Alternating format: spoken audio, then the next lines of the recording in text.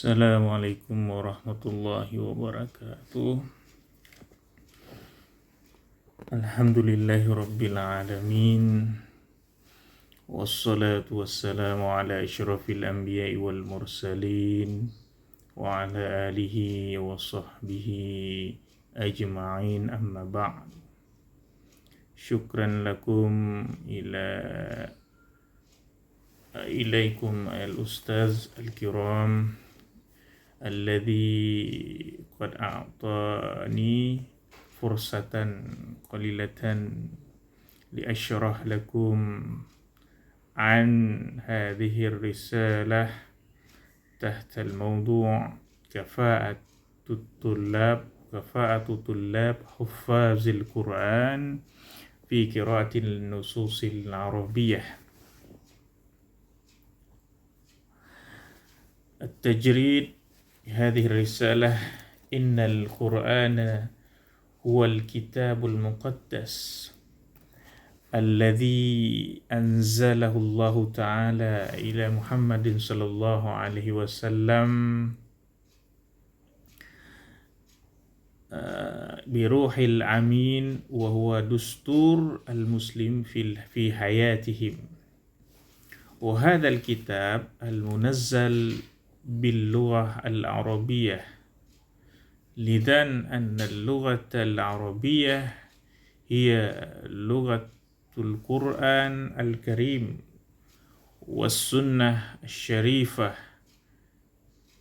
أي إنها اللغة التي اختارها رب العالمين لتكون لغة وسيلة لحصول على العلوم الإسلامية الخاصة والمعارف العامة.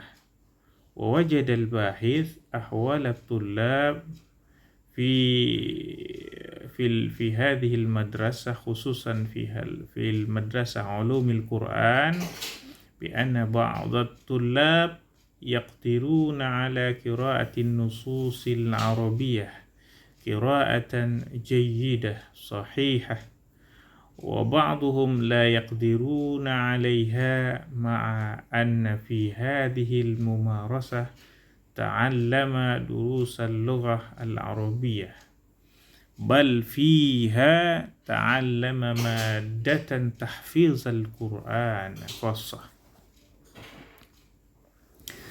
أما أغراض البحث في هذه الرسالة هي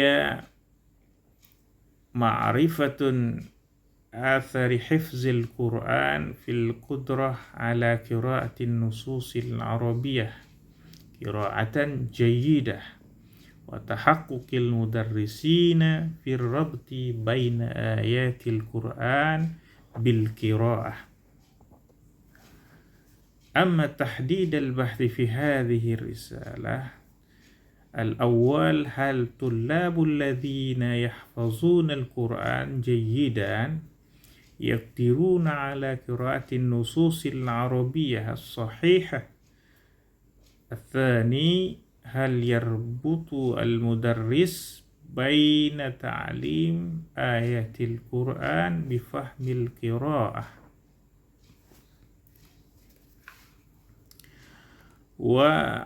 ثم أما منهج البحث وأدواته، وللحصول على الأغراض المرجوة من هذا البحث يستخدم الباحث المنهج الوصفي الارتباطي.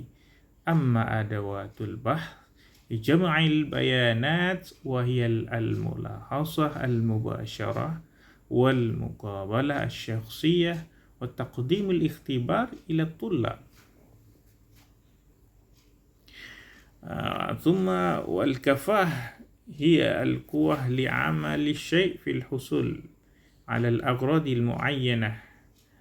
كلما يعمل أحد ويتدبر كثير، وزادت قوته حتى يسهل له العمل. وأما القدرة على قراءة وفهم النصوص العربية هي غرض من أغراض درس اللغة العربية إذا كان الطلاب لا يقدرون عليها فأخطأوا في قراءة كتب العربية. وفي الحال نعرف في المدارس والمعاهد التي تعلم تحفيظ القرآن في أنحاء العالم، والخاص في كل المدارس في آسيا، وبعضهم يعلمون اللغة العربية أيضا وسيلة استيعاب العلوم الدينية.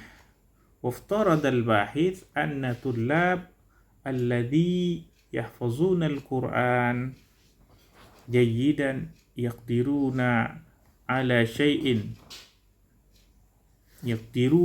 على قراءة النصوص العربية الصحيحة. مرة ثانية، وافترض الباحث أن طلاب الذي يحفظون القرآن جيدا يقدرون على قراءة النصوص العربية الصحيحة. وهذا مني كفيت هنا كلامي من رسالة، وشرحت في الرسالة الكاملة في وقت القادم إن شاء الله. سنكتفي هنا، بالله التوفيق والهداية. السلام عليكم ورحمة الله وبركاته.